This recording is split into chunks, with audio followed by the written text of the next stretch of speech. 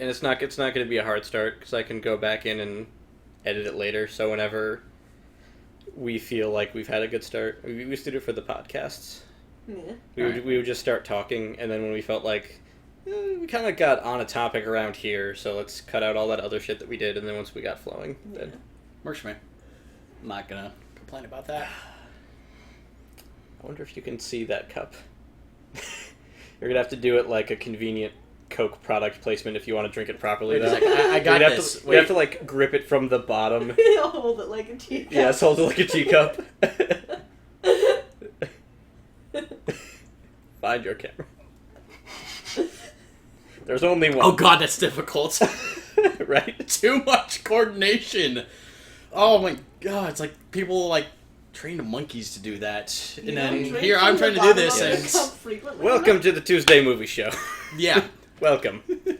This is a show where we generally see a movie every Tuesday because of a deal that goes on at a theater near where we live, and we always talk about it for a really long time after, and I've wanted to get this stuff on record for a while, so yeah, welcome.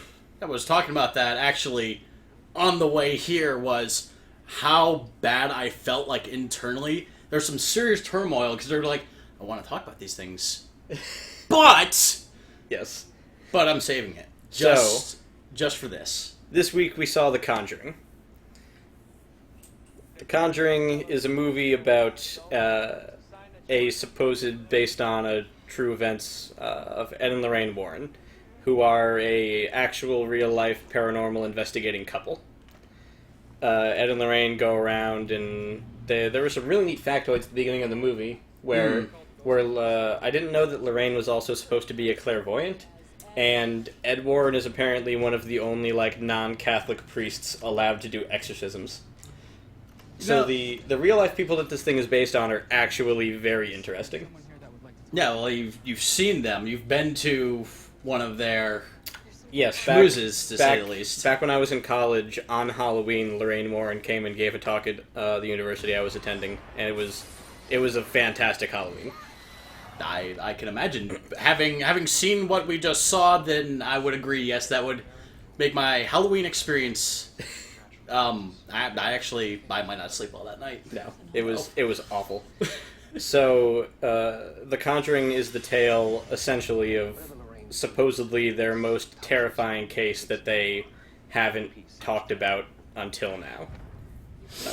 And I can see why. Yeah, I mean, I think they, like, alluded to, like, one other event in it that I'm like, that's pretty bad. But then the way everything kind of plays out in this, I'm like... I can tell you that was, if not actual footage, based on actual footage. They showed that when she came and gave that talk at UConn. Alright. So that we can stop talking about this in... Yes, I know. So that we can stop talking about this in vagueness, I would like to say that this is going to be spoilerific. We're not holding off on revealing any plot points, so if you don't want to know what happens in the movie, stop listening now. I'm glad you pointed this out, because I was going to ask you before, then I was coming back and just... Full spoiler. I can't talk about this movie without talking about specific things. Good. So, the first thing I wanted to say about this movie is that I thought it was interesting that there was a very traditional 3-act structure to it, but there were 2 of them. So you have your regular... Yeah. You have your regular superficial structure where you have... in fact, Ed Warren points to that board at one point during the movie, and he's like, what, it was intimidation? Yep. Something and possession. Depression, possession? Oppression, that one. Thank you, camera. So, and it's almost like it was the movie telling you, like, this is the way that it's going to go. Intimidation, oppression, possession. Yes, and after they pointed it out, I'm like, oh, that's happened already. That's in the process. Oh, wait. Oh. Yes, and that's where this is heading. And this is where we are going. And you get to see all of those things happen, and if it was just that, it would still have been a very well-executed movie, but what really elevated the movie for me was that I kind of went through 3 stages of how I felt with the movie alongside of it.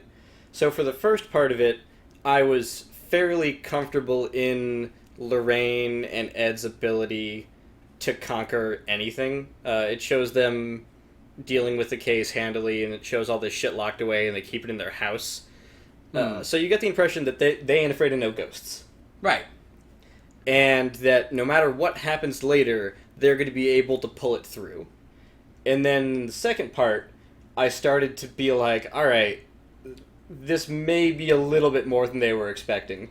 And near the end, you still expect them to succeed, but there's so many stakes at the end. Mm-hmm. There's so much that they're fighting for. They're trying to keep these girls from dying. They're trying to save a woman's immortal soul. Oh, man. And her from dying. Oh, and the fucking husband is there yep. watching this shit happen the whole time, and he's gonna be fucked for life. And then there are these two other sisters three other sisters who weren't the ones who were kidnapped toward the end. No, there were 5 sisters. Exactly, there were 5 sisters, and then there were 2 that the mother took back to the house. So there is so much at stake, and you fucking feel it in such an intense fucking way. And, now, while you're on the topic, just to add more to that stakes, at a point in the movie they're listening to a recording they took inside the house, and then it turns out Lorraine did a whole bunch of research on using whatever the 70s version of the internet was, and I believe it was an Asian man. That too, I was going to go for library, but they... No, they literally say they're going to call their associate, and then it's this guy who works at the university. Yeah, I guess it's not as racist, but I guess. Anyhow, so she pulls out all these documents that are saying oh man, this horrible thing happened here. And then followed by this horrible event, and then they divided up the land, and in each individual, you're looking at the map that you could easily confuse with bombing, plans. There are literally red circles. Here. Here's our house. Red. And they do a very good job of taking something very abstract, like a possession, and giving you one bad guy. There's a bunch of spirits, but you find out that there's one spirit who is the cause of fucking everything. And all the other spirits are walking around look at what this bitch did to me. They're all just pissed off because this person started everything. Yeah, and I think at some point some of the other spirits even start to help. Well, the freaking little boy there's a little boy spirit. Creepy McAsshole. So this movie loves fucking with your expectations. There's this little boy spirit that you meet early on that the youngest daughter begins talking to, and it's a horror movie cliche, I'm comfortable in saying. A little girl who talks to a ghost, everyone thinks it's an imaginary friend, and then that ghost comes and fucks everyone's shit. Look, Dad, we're friends. Yeah. We're and it's the one time where they actually were friends, and he actually was trying to be helpful. He was being very helpful. Holy shit, in retrospect, yes. He may have been he may have been the unsung hero of this movie. Aside from, the Warrens who come and save everyone's ass. Well, they wouldn't be unsung. They're literally sung about. Oh, not literally, but... Yeah.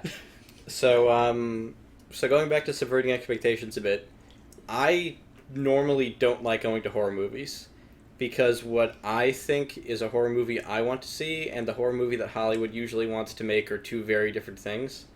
I would agree, and it's probably the same reason I don't enjoy watching them. Well, I've been told millions and millions of times to go watch movies like every single Saw movie that has ever existed. I had a friend back in high school, I caught him occasionally, who was like, dude, why don't you watch these? These would be the best movies ever. You would love them. And I'm like, really? Would I now? And it all turns out that I enjoy the premise of it, but there are other details that ruin it, that are unnecessary. So what about the Saw film specifically? Well, generally, in a lot of those movies just throw gore at you. Unnecessarily. Okay, so you don't go in for, the torture porn? No, I did... No. That's what some people refer to it as. Alright, fair enough. Some people, the Hostel movies, are widely criticized for being nothing but torture porn. Just shot after shot, and not even in, the old fun B-movie way. Right. Of, like, a plastic arm falls off of somebody and then a gallon of blood shoots out of them. Like, not, Right. It's just, they literally put all their CG into making the gore as realistic as possible. Which I don't go in for. Yeah, no, that's what usually turns me off from these movies, is I walk in and I'm expecting fucking jump out at you and gore all over the place. Yeah, the jumping is the one thing that really bothers me, because it's the cheapest form of scare you can go for, because you provide just a note of silence where the audience is just waiting for something to pop out at you, and then you try to find the most unexpected moment for something to jump out at the audience, and then everyone goes, ah! And then I feel like you don't get anything out of it. It's a one-time hit. You're like, oh, whoa, what happened there? And if you're paying attention, yeah. And if you weren't, like, what did I miss? And then there's no extended, like, investment in that event after it happens. Yes. So there are a couple of jump-out scares in this movie, but they linger. Yes. Something terrifying appears, and then they don't let you look away from it. They shove the camera in its face, and they make you confront the fucking face of evil. Oh man, what was it? The maid. Oh yes, the maid. The maid is like prime example number one of it's silent, you know shit's gonna happen, but holy crap, they lead up to it just right that you think it's coming, and then you're just blasted in the side of your face with a bus. Yeah. And this movie set shit up like fucking Arrested Development. So the first scene in the movie where the family's moving into the house, there's this girl who has a fucking wind chime, and this connects directly back to that scene with the maid. She takes this wind chime, and you're going, this fucking chime is important, because they're spending 3 minutes on this goddamn chime, and this girl's setting it up. She goes out to the porch, she hangs it up, you don't see it for most of the rest of the movie. Then, near the end of Act 2, when shit started to get really bad, there's a police officer who isn't a believer, and he goes out and he hears the chime at first, and he goes over and he looks at it, and immediately I'm like, the fucking chime. So there's investment right out of the box, because you're going, I've been waiting for that chime. They showed me this chime, and I've wanted it to come back since the chime disappears for an hour. Yeah. And when it comes back, I cared about it so much. I leaned over to you in the theater and went, the fucking chime is back. Oh my... That brings me up to a point that I want to also make.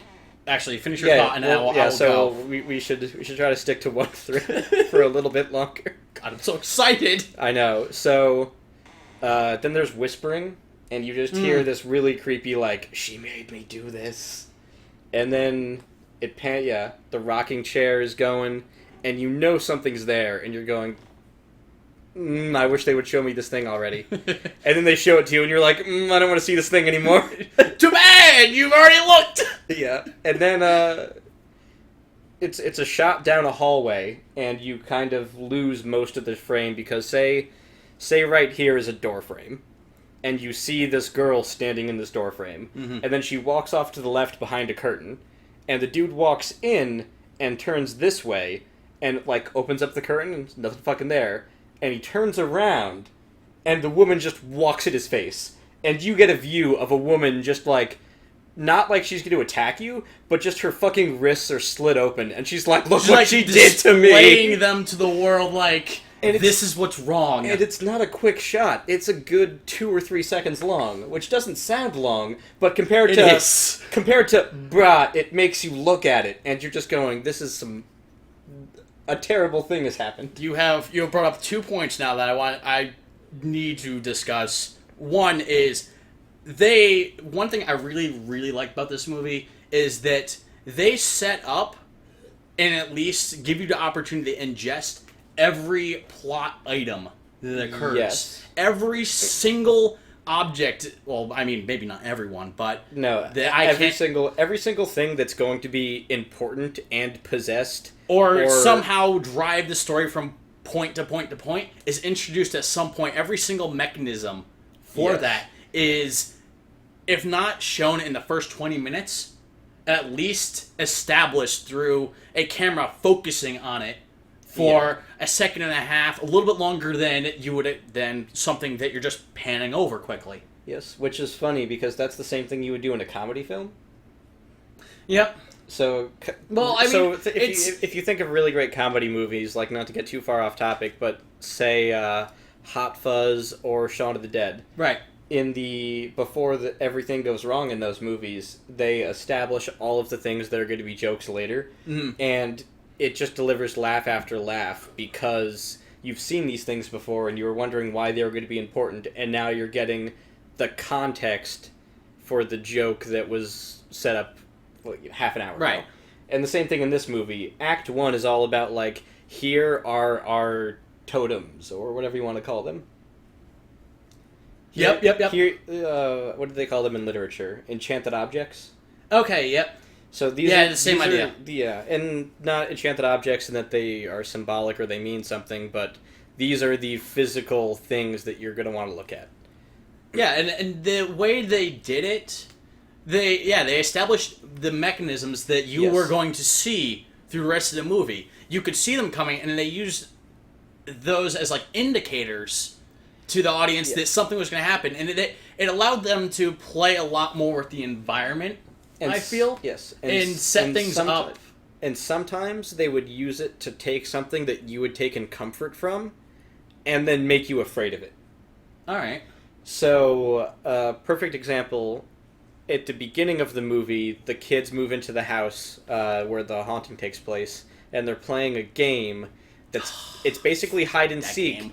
It's hide and seek, but they blindfold the person, and they get 3 claps out of everybody. Hide and clap. Yeah, hide and clap. So the person spins around, and then they'll blindly find their way around the house, and then they go, first clap, and they go... And it's just, kids playing a game or what have you. Yeah, hide and seek mixed with hot and cold. Yes, and a couple of times during the scene, you think something's going to jump out at you, and then it turns out to be nothing. Like, you think you see a ghost girl, but no, it's one of the fucking girls in a nightgown, and it's perfectly normal. And the movie conditions you in that moment to think, okay, hide and clap is not actually a big deal. I don't know, man. It sets you up to be scared, and then it doesn't scare you. But I saw that, and I'm like, I have seen enough movies in my life. I have had anything that is terrible that could possibly happen happens when you cannot see it. And I'm going to let you finish your thought, but I'm going to elaborate on that later. Yes. No, go on. Okay, so that's an important point. One of the reasons you're expecting something terrible to happen is that they're blindfolded, and you're thinking, oh god, they're going to show me something and she's not going to be able to see it, and holy fuck. And then nothing happens. And then later on, the youngest daughter asked to play hide and clap with the mom. And the game's going pretty normally, and she's hunting down the daughter, and you're getting that feeling of something's going to be wrong again. And you're going to yourself, I've had this feeling before, and it was nothing that time, but could it be something this time? And so she gets 2 claps in, she gets into a room with this big fucking dresser, and this dresser is going to haunt my fucking nightmares. It is A, an intimidating looking dresser, and B, constantly the focus of spooky shit happening. It's, if you need like an image of it, take the entrance to Narnia and put some spooky ghost shit all over it. Yeah, just make it like knotted and twisted and just old and dark, and just it just, you look at it and you just feel sad. Yes. So the mom thinks that the daughter's hiding inside of this cabinet because the cabinet moves a little bit, and she goes over and or rather, it swings open on its own, and you see hands come out, and you're thinking, oh, those are the daughter's hands. This movie's trying to scare me accidentally again. You're not going to fool me, movie. I know that that's a normal person, and you're not going to get me, because of what happened before. And then the daughter comes in the door, and she's like, you took your blindfold off, you lose, and you're like, fuck, who are the ghost hands? And we didn't stay afterwards to see if Ghost Hands was credited. No, because they. But I would like to nominate Ghost Hands for an Oscar. Oh man, but yeah, the wardrobe is filled with clothes, and you just see his 2 hands just from out of like nowhere, just. Whoop, whoop, yeah, and then disappear back into darkness. Go right back in because it's a full dresser, man. Yes, the lighting director from this movie needs to be fucking applauded. That brings me right into next point of my favorite kinds of like thrills and horrors are always, without a doubt, the ones you cannot see. There is so much going on in audio and lighting just to make a horror experience. Yes, and this movie is so well shot. It does everything very well. Yeah, everything's out of focus when it needs to be out of focus. They don't overuse the hand cam, which was really important to me. Oh, like when they were in the basement doing the... So not just direct hand cam, but manual hand cam, just for sometimes they'll shake things around and make things really chaotic, and it's like, woo, look. Oh man, you can't focus on anything. It's scary. Whereas this lets the atmosphere, and it's like if you were a person who was in the room and you were turning, this is what your field of view would be, and these are the things that would and wouldn't be out of focus, and that's what really makes it spooky. Yeah.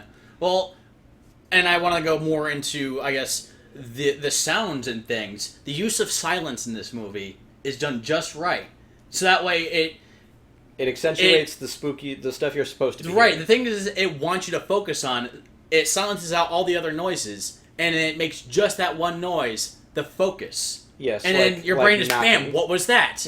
But at the same time, they use that as a distraction from setting up something else, a scare or something. Yes. For instance, like a door slamming when it's silent, and then suddenly something else is getting ready in place. Yeah. There was one shot that I wanted to shout out in particular that's right at the beginning of the movie, where you're inside of the house looking out of a window frame at the family moving in, and it's this very, very voyeuristic shot. Yeah. No, I know what you mean. I was thinking that exact same thing. I just remembered that. So, without them having to say anything about ghosts, you get the feeling that something is watching these people, and not in a good way. Like, it's kind of like, why are you on my property? It's watching them, and it's unseen, and it's difficult to describe, but you feel the malevolence of a thing like stalking prey. Well, I'd say not even quite that much. It's just one of those.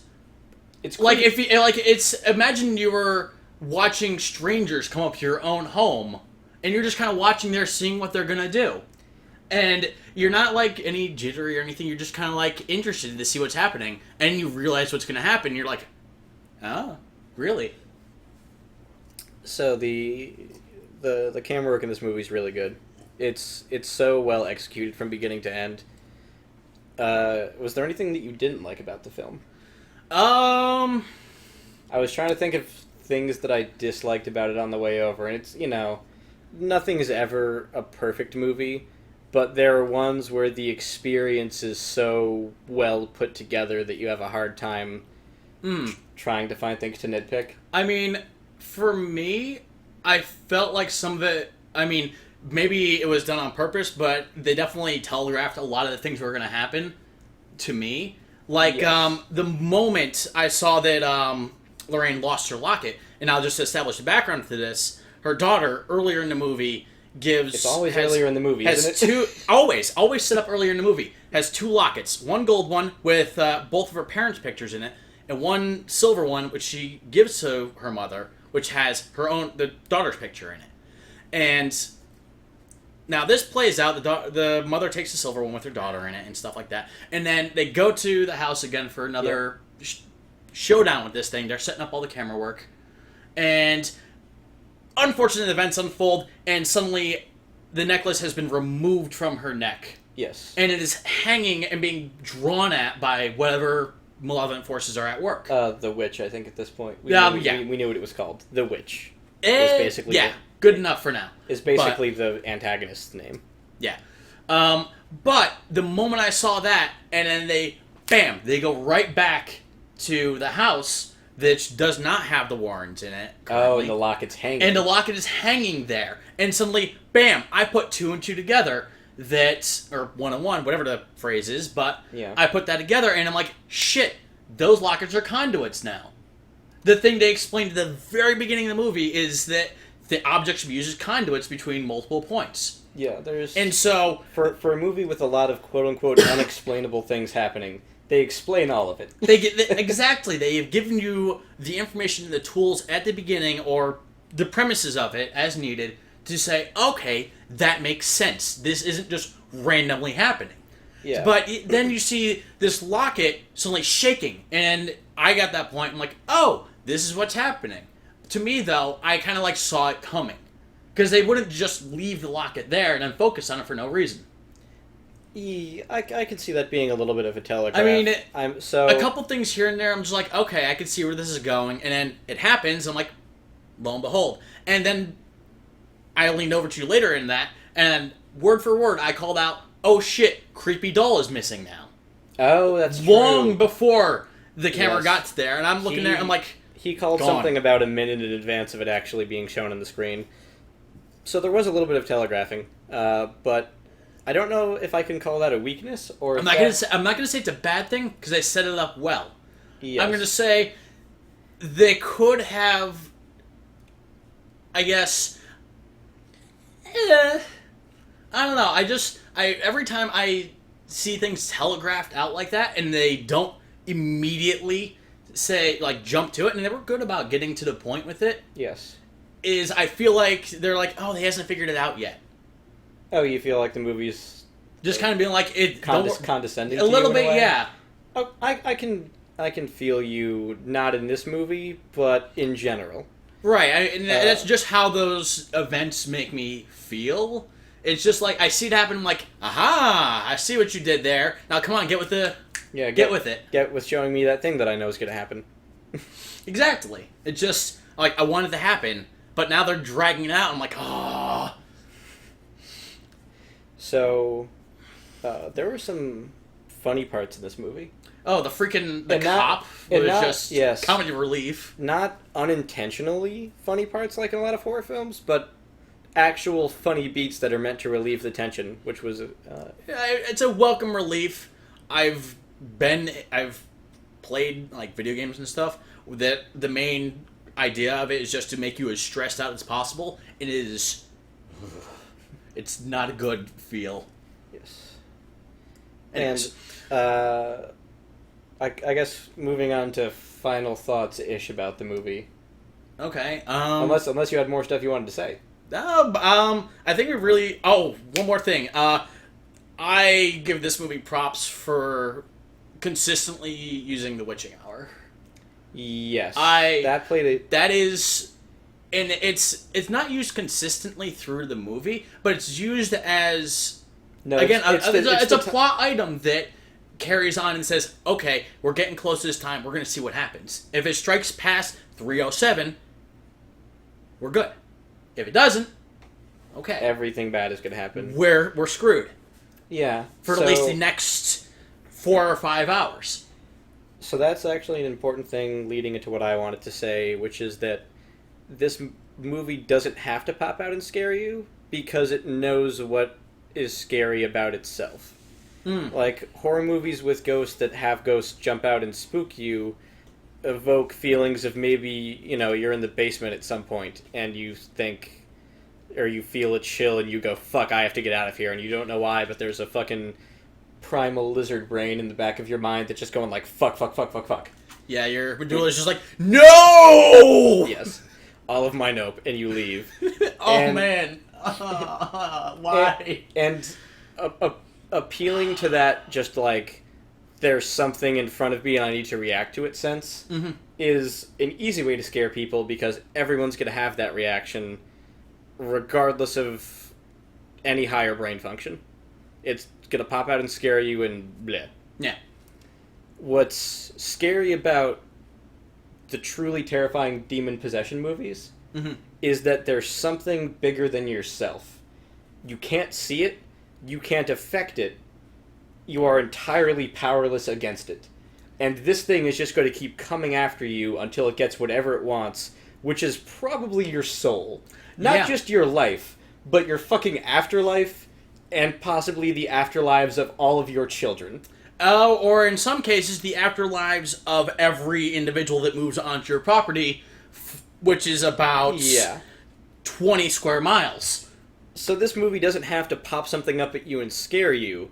It can just say, I know I'm fucking frightening. I've been playing with you this whole time to weaken you. I'm feeding off of you. Stare at my fucking haunting visage and know the face of goddamn fear. That was it. This movie took its time and then just confronted you with something gruesome and just wouldn't let you get away with it. Mm-hmm. And the longer the movie went on, the longer that thing stayed. And it was, 5 seconds, then it was when the little girl was trapped in the room, it was almost a full minute where there's just this malevolent force in the room with the girl and you can see it. Yep. And it's just sitting there stroking this creepy doll's hair. And it's going, I'm going to do something eventually. I don't have to do it now. But I sure as shit gonna do something. Yeah, I'm sure as shit going to do something, and you're sure as shit afraid of it. And then when they get to the full-fledged possession at the end, it's throwing people across the room and shit. Mm-hmm. Yeah, but at that point, you feel the tools to fight it, which was a good balance. Yeah, well, as you were saying, it is one of the longest climaxes I've seen for a horror movie. Really? I mean, I don't see a lot. I think it was only 15 minutes. No, but, there's the very peak of it, but there was a really good climb up to it where after a point, I'm just like, this is pretty much nonstop from point to point to point to point. Like, really, there's something dramatic happening almost back to back to back to back for a good section in the movie. I feel like there's a nice slow ramp up to it so that way you understand what's happening. That's still second act, bam. I think that build is still second act, and then when the mother abducts the two children, that's the spike that lets you know we're in third act territory now.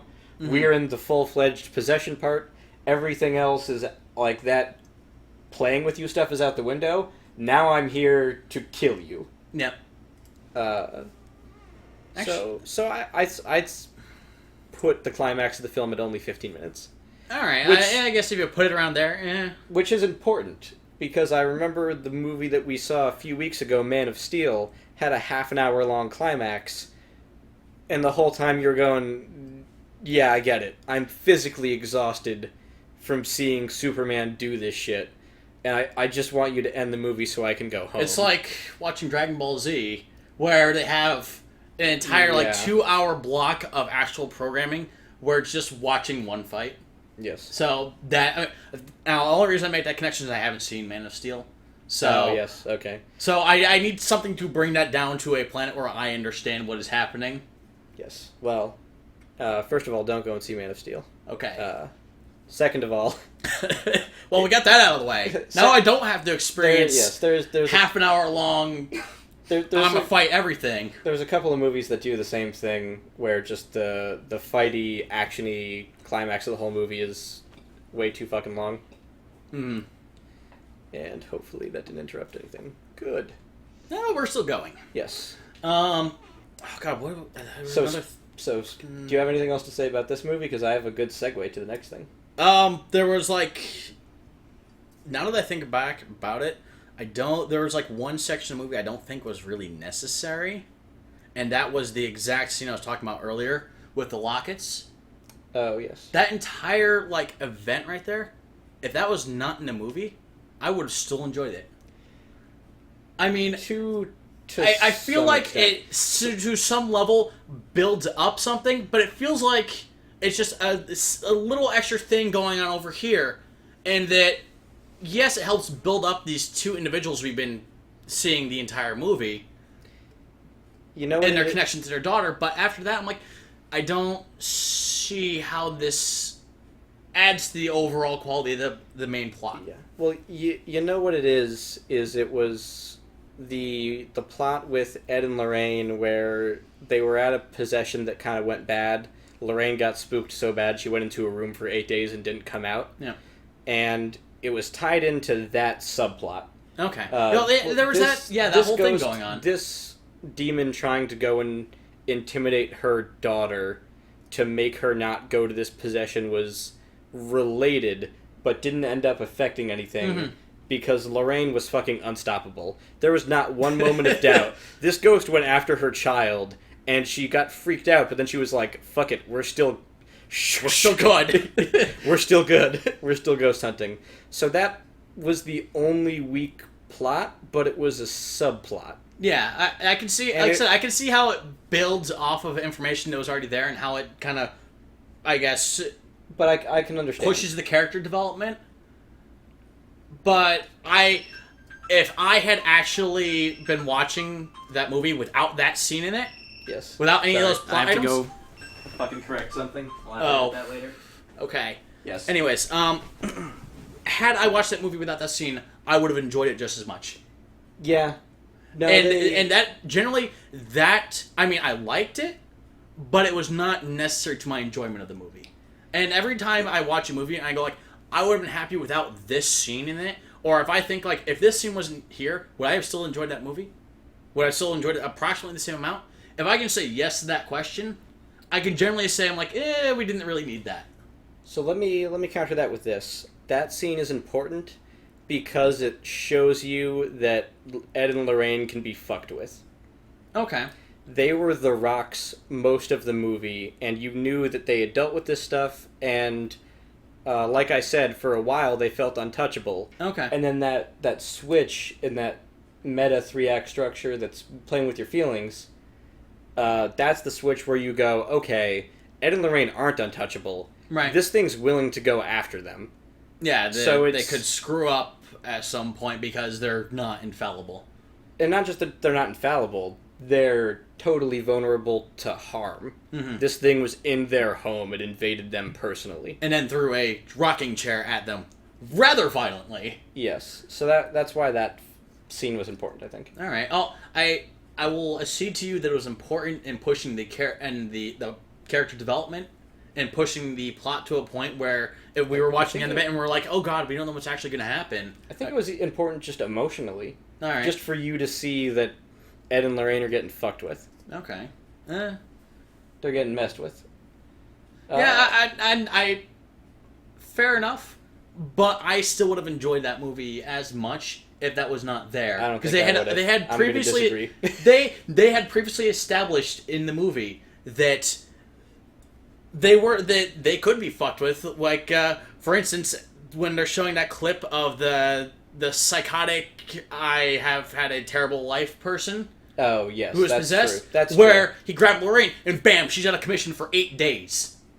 I guess that's true. And then that had a psychological effect on Ed, who through that entire time is like, oh shit, I can't trust that this woman's going to not lock herself in a room for another week and starve to death. And not just that, but he cares for her. And Exactly. He doesn't want to see her hurt. So I feel like they already established that they can be hurt. And I can see where, yes, that scene really pushed it more in your face. I'm going to argue for that scene. I'm going to have to. Okay. Well, then I feel in the light of moving on to Something else that we should settle it at I will believe what I want to believe. Yeah, and I'll believe what I want to believe. And you can suck it. Anyway, so join us next week when we are going to be seeing this movie. That one.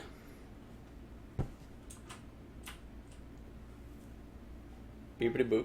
Beep-a-boop. Beepity boop. Oh, I can